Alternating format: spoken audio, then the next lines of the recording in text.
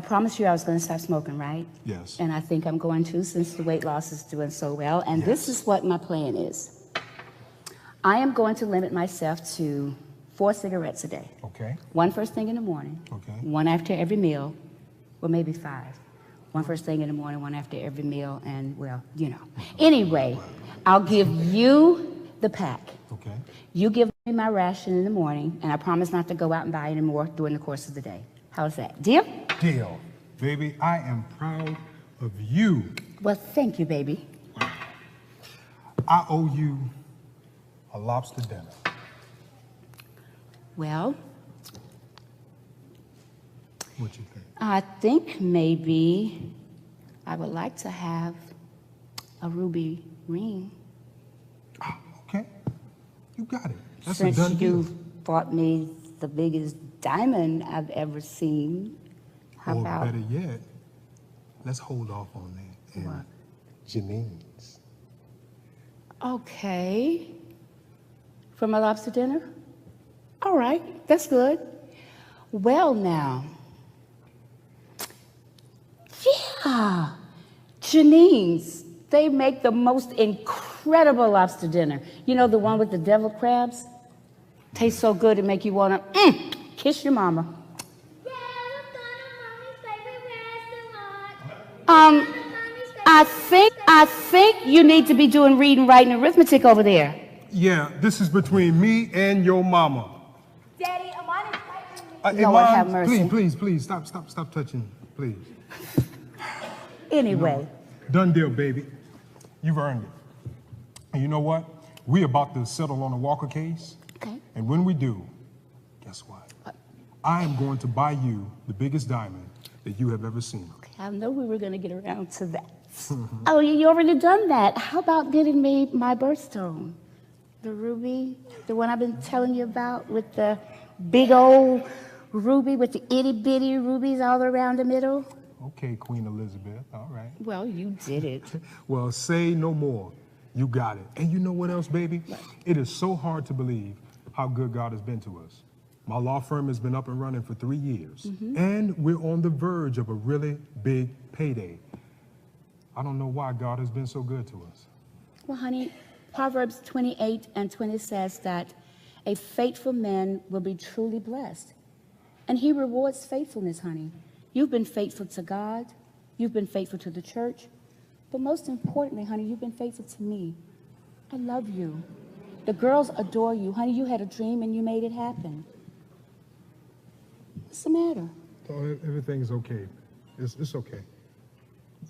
Well, it's getting late, and I hate to break up our tender little moment, so I'm going for my run. You'll settle the girls in? Yeah, I'll make sure they're settled, baby. You sure you're okay? Yeah, I'm good. I'm good. Love you. I love you too, sweetie. Okay. All right, girls. Let me see what you're doing with your homework. Mommy, help me with this one. Okay, you forgot to regroup your 9. You make the 8. See? Told you so. All righty. Okay, I'll see you when I get back, sweetheart. All right. Jackie, don't forget your inhaler. Oh, thank you.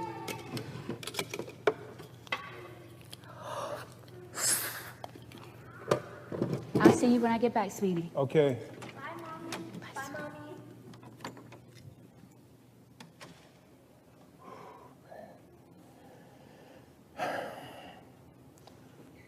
All right, sweeties, let's get ready for bed, okay? Come give me a hug. Yes, Daddy. Yes, Daddy. You know I love you. Love you too, Daddy. Love you too, Daddy. I love you. Good night, Daddy. Good night, Daddy. Good night. I'll be in a moment. Make sure you're tucked in. I love you. Love you too, Daddy.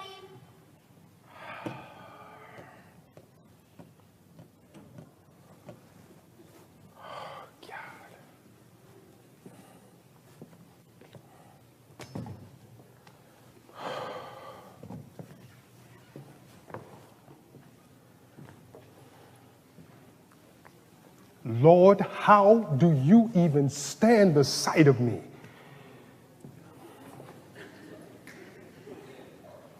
I come into your house, I praise you, I serve on the board at church, and yet I cheat on my wife with her best friend. God, she's She's known Terry since they were kids, and she'll be crushed. God, she'll be crushed if she ever found out. And yet, you bless me the way you do. How can you still love me?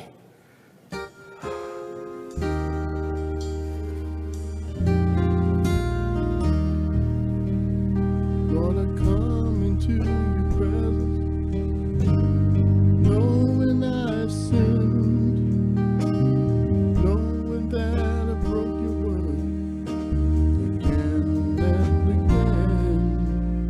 Lord, I come into your presence, even though I broke your heart, and yet I come here praying that you'll give me a brand new start.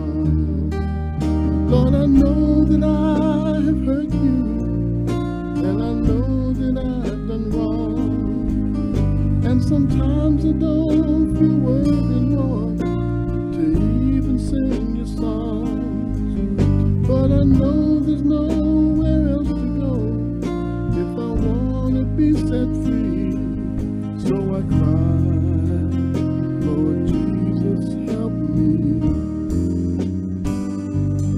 So I cry, Lord Jesus, help me.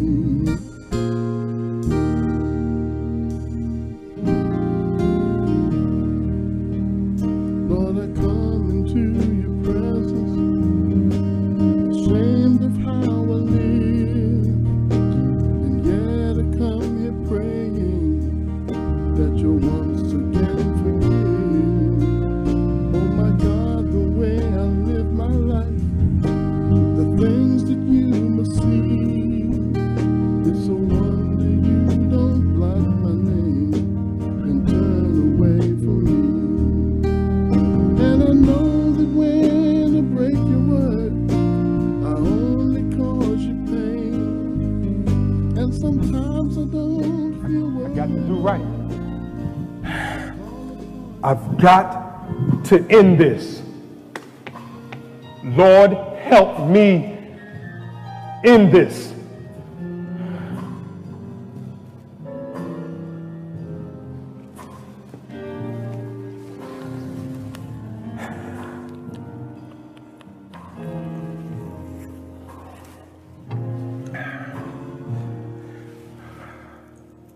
Hey, Terry.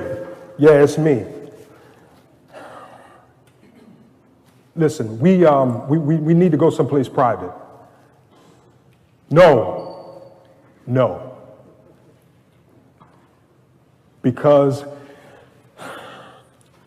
we really need to talk. Oh, okay, Mr. Watson. You said you had a 5-minute recess? Oh, okay, no problem. I can look that up for you. Sure. What volume? Okay, hold just a second, please.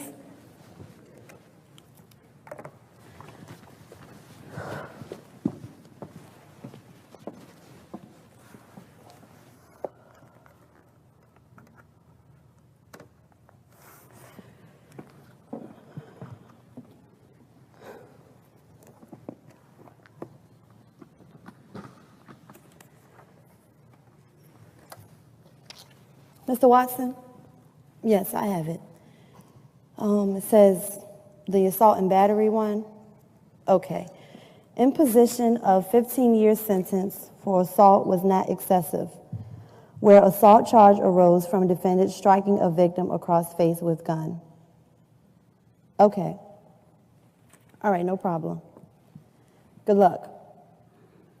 No, I'm fine. Thank you. I'll see you tomorrow.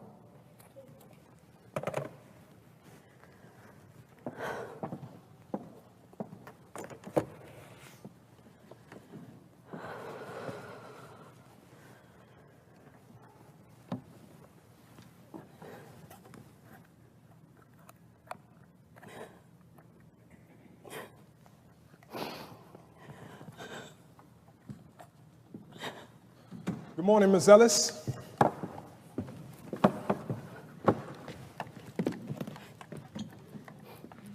Miss Ellis? I'm sorry. Good morning, Mr. Hayes. Are you okay this morning? Now listen, did that guy put his hands on you? I'm cool this time, but I will make sure that they put his butt under the jail. You just let me know, and we will get a restraining order to cease and desist, and I'll swear out an affidavit about the time I saw him put his hands on you here at the office. No, Mr. Hayes, Ronnie's cool. I told you, he just talks like he's some kind of a roughneck. He's really just a teddy bear. So, does this by chance have anything to do with our misunderstanding from a few months back? Well, it does, and it doesn't. That's a good lawyer answer. Guess I'm making progress. But it's like this. I was thinking about that afternoon when we had our misunderstanding. Look, let me explain it this way. When I was doing my undergrad work, I was a serious party girl. I mean, I should have been on one of those Girls Gone Crazy videos. I really like sex. I mean, I really like it. If I saw a guy and I thought that he was cute, well, let's just say he wouldn't have to work very hard. Wait, hold on. Well, you know. I think I know what you mean, but you're giving me too much information. Okay. Well, one night, me and a couple of my sorority sisters decided to have a contest. We all got drunk and decided to see who could sleep with the most guys in one night. And believe it or not, I came in last with 6. Then a month later, I was pregnant. And I had no idea who the father was. With the 6 guys that night and a couple of others over the previous couple of weeks, there was almost no way to be sure. So I finished out the semester, and then I took off a year to have my baby. It took me 2.5 more years just to finish it. But I did get accepted to law school. So now I have a 4-year-old. And this morning she asked me the question I've been dreading for the past 5 years. She asked me who her father is. Mr. Hayes, I was devastated. I've had all this time to try and figure out what I was going to tell her. And when the moment came, I was tongue-tied.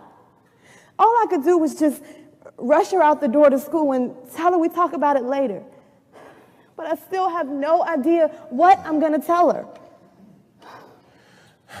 As an attorney, I advise that you tell your daughter the truth. The truth? Yeah, a managed truth, but still the truth. Tell her that her father did not turn out to be the kind of man that you hoped he'd be, so you was forced to go at it on your own. Have you lied so far? I guess not. But you know, one of these days, I won't have a young woman on my hands who I can, like you said, manage the truth with. One of these days, I'm going to have a young woman on my hands. One of these days, Dina's going to do the math, and she's going to figure out that she was conceived while her mom was still in college.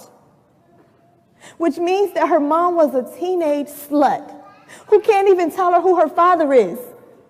Now, what is she going to think of me then? By then, Dina's mom will be a successful attorney, someone who has loved her all her life and given her the best of everything. She'll be able to deal with the full truth that although you and her father coming together was really more than, one of... Go ahead and say it.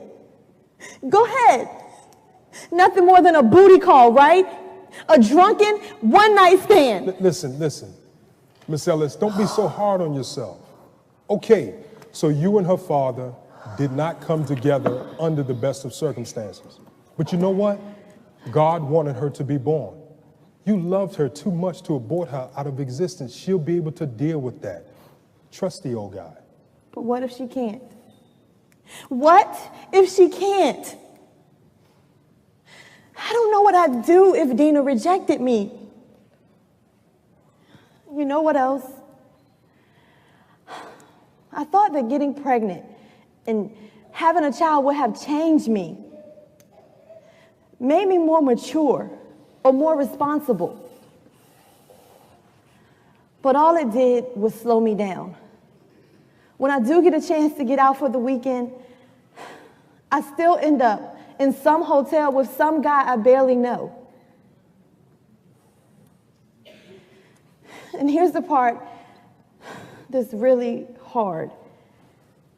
When you and TC interviewed me, I told myself that I'd get each of you in bed before my first year was up.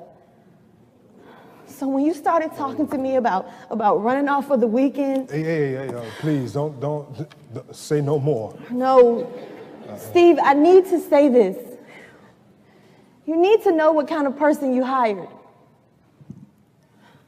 I didn't want to sleep with you because I thought I had to in order to keep my job.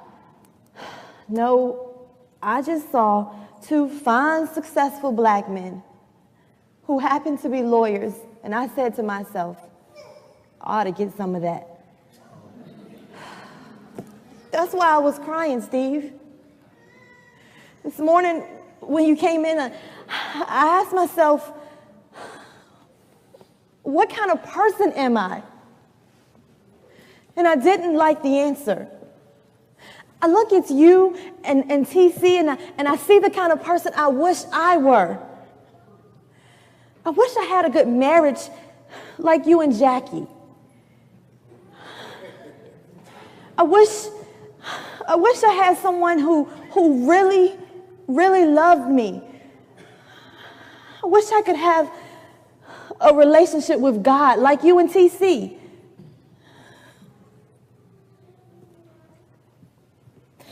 But God wouldn't want anything to do with me. I don't even want anything to do with me.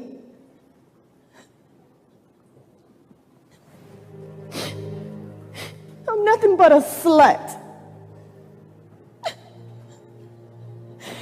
A skeezer. A whore who doesn't even get paid. I'm even scared to have an AIDS test. I don't even want to look in the mirror anymore. God, I'm nothing, Steve. Steve, I'm nothing. Listen, Miss Ellis. Miss Ellis, look at me. Miss Ellis, look at me. Let me tell you something. Everybody does things that they're not proud of, okay? And everybody has done something that makes them feel like they're nothing, but don't you ever think that you can do anything that will separate you from God. Don't you realize that God values you highly? Even if you was twice as bad, 10 times as you think you are, God still would have sent Jesus to down the cross just for you because he loves you that much. Yeah. You're telling me that in spite of me, in spite of all the wrong I've done, that God can still love me? Absolutely. Hey, he can love somebody like me. Now, I'm pretty sure TC told you what I did to go to prison, but guess what? He didn't tell you everything that I was into before that, okay? Let's just say there's some things that I better not own up to. But when I was locked up, you know, my pastor came to see me. He said, Steve, I don't care what you've done. God's love saved from the guttermost to the uttermost. And he wants to save you. Then he prayed for me. I believed him. I prayed along with him. And Jesus came into my life and changed my life for the better. I got out of jail in 3 years. I should have done at least 10. The judge paid for me to go to school. I'm the senior partner, Miss Ellis, in my own law firm. And on top of that, listen, God blessed me with a beautiful wife, 2 beautiful daughters. Trust me. He didn't do all of this for me because I was some good little altar boy all my life, okay?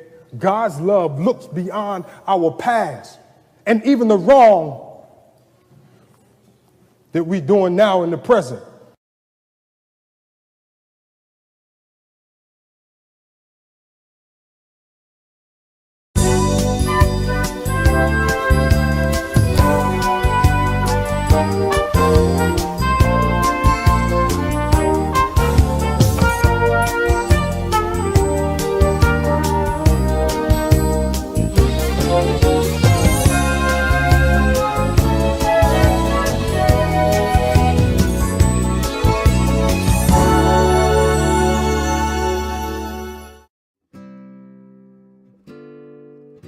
Mr. Willie Wee Winkley, will you cut down those weeds? Written and illustrated by Sultana Jones. This book is dedicated to all the green thumbs out there and to Lovey, who could even make a silk plant grow. In the town of Velbadoo, in a house quite distinctly, lived a strange little man named Willie Wee Winkley. Now, what makes Winkley strange was not his feet or his nose, or that his hair was kept combed in a neat little row, and that he wore pants that were half checkered and half stripes, and on the top of his head he wore a small light, not a strange as in strange, like some strangeness could be, but what made Winkley strange was his garden of weeds. He had weeds growing left and weeds growing right. There were weeds that had grown through the clouds out of sight. There were round weeds and square weeds and 1, 2, and 3 weeds, red weeds and blue weeds and Kalamazoo weeds. There was only one problem with this weed situation. It was causing his neighbors some weed irritation. In the eyes of Mr. Winkley, his garden was a success. But in the eyes of his neighbors, these weeds were a mess. So, together in unity, in hopes to succeed, they cried out in one voice, "Mr. Willie Wee Winkley, will you cut down those weeds? They have tangled our houses, our cats and our mouses. They have grown past our toeses and up to our noses. Mr. Willie Wee Winkley, we must take a stand before all of your weeds take over our land." The weed complaint went on and went on. Yes, the weed complaint went on from sunset till dawn. Then taking a pot, he gained everyone's attention while holding on tight to his small weed invention. Then clearing his throat to be heard loud and clear, he said, "Listen, my dear neighbors, you have nothing to fear. From the top of its leaf down to its dear little root, it's a plant, not a weed. It's a zoot-a-mazoot. It's a hard-working plant that waits for your command to help you when you need it, taking work off your hands. You just need only say, 'Zoot, come here,' or 'There, stay,' and this dear little plant is happy to obey." Now the 1, 2, and 3 plant is a great sensation. It helps keeps numbers straight in the month of taxation, while the Kalamazoo helps you clean off your plate, and it will clean them real good before time gets too late. But wait, my dear neighbors, I have planted more seeds, and this plant is nothing compared to the seed. Then Mr. Winkley let out a sneeze, and up out of nowhere popped the seed. Now this little plant is amazing. You'll see that it's true, that the seed, if you race it, will outrace you. Whether painting a fence or tying a shoe, the seed is so smart it can do homework too. Just put it to work Try real hard to do your best, and this dear little plant will pass the entire work test. When Winkley was finished speaking, not a sound could be heard. All the neighbors just stood there and spoke not a word, until someone cried, "Hip, hip, hooray! Mr. Winkley has saved the day!" with a toss in the air by a zoot that just happened to be growing there. So the next time that you complain about your neighbor's weeds, simply take a closer look. It just might be a seed. The end. Wasn't that wonderful, boys and girls? That was an exciting story. Will you come back and listen to another one? I would like that. I'm Mama T.